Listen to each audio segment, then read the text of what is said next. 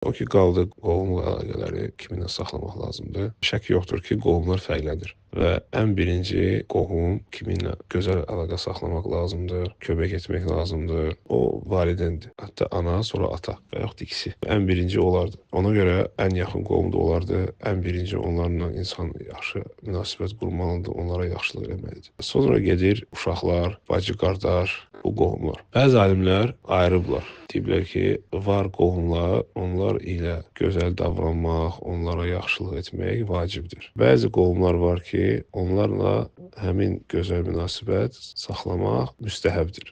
Və bəyan ediblər ki, bu da əsas mirasla ölçülür. Kim mirasa düşür, kim varis ola bilər, onlarla vacibdir gözəl əlaqə saxlamaq. Miras da əsas bizdə kimdir? Atadır, anadır, uşaqdır. Aydındır ki, nənə, baba, nəvələr, həmçinin əmilər, dayılar, xalalar, bibilər. Bunlardır. Qaldı məsələn bibi uşaqları, xala uşaqları və s. Bunlar artıq müstəhəb qisminə girir. Şəxsən mən bu təfsilatı Şeyx Muhyiddin'dən özüm eşitmişəm.